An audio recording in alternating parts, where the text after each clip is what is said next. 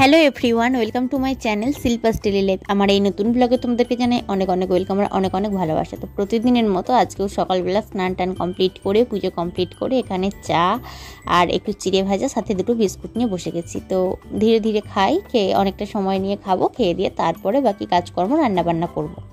এই হচ্ছে ব্যাপার।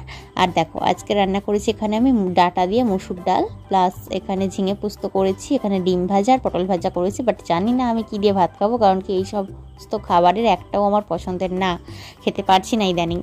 এত দেখো আজকে একটু শখ হচ্ছিল চপ দিয়ে মুড়ি খাওয়ার, ঝাল ঝাল আর কি তরকারি দিয়ে। তো ভাবলাম একার জন্য কি আর তরকারি বানাবো, বাপিকে বলেই ফেললাম যে বাপি আজকে একটু আমাকে চপ কিনে এনে দাও, আমি মুড়ি খাবো।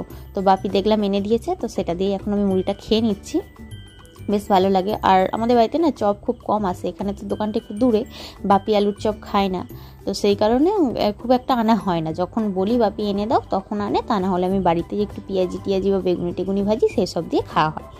আর আজকে বিকেলবেলা দেখো ফল কেটে নিয়েছি, তরমুজটা কেটে নিয়েছি, সাথে কিন্তু একটু বিস্কুট নিয়েছি। আগে বিস্কুটটা খাবো, তারপরে তরমুজটা খাবো।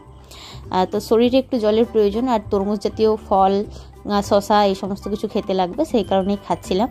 আর এখানে দেখো একটু প্রোটিন পাউডারটা গুলে নিয়েছি সন্ধ্যের দিক করে, তো এটাই খাবো। আর তারপরে এত চাউমিন খাওয়ার ইচ্ছে হচ্ছিল, আমি না 8:30 মতো বেজে গেছে এখন। তারপরে ভাবলাম আমি বানিয়ে খাই বলে, সেই কারণে আমি বানিয়ে নিয়েছি, নিয়ে এখন খাচ্ছি, খেতে খেতে লেসন প্ল্যানটা বানাবো। আর হচ্ছে তারপরে রাত্রের দিক করে এখানে জামা কাপড়গুলো সমস্ত কিছু চেয়ারের মধ্যে ছিল জড়ো করা, ভাবলাম এগুলো ভাঁজ করে তুলে রাখি, কালকে না বাড়িতে পুজো আছে। তো আজকে যদি এই সমস্ত গুছিয়ে টুছিয়ে না রাখি, সকালবেলা থেকেই যদি দেখি যে চেয়ার টেয়ার অগোছালো হয়ে পড়ে আছে, আলনা অগোছালো, তাহলে না একদমই দিনটা ভালো যাবে না। আর যেহেতু কালকে পুজোর দিন, তাই ভাবলাম সমস্ত কিছু একটু গুছিয়ে গাছিয়ে রাখি, ভালোও লাগবে, মনটাও সুন্দর থাকবে আর কি, ফ্রেশ থাকবে, সেই কারণে গুছিয়ে রাখছি। তো চলো আজকের মতো ভিডিওটা আমি এখানেই শেষ করলাম, ছোট্ট একটু ভিডিও শেয়ার করলাম, কেমন লাগলো জানিও, যদি ভালো লেগে থাকে লাইক করো, কমেন্ট করো, চ্যানেলটিকে সাবস্ক্রাইব করে দিও।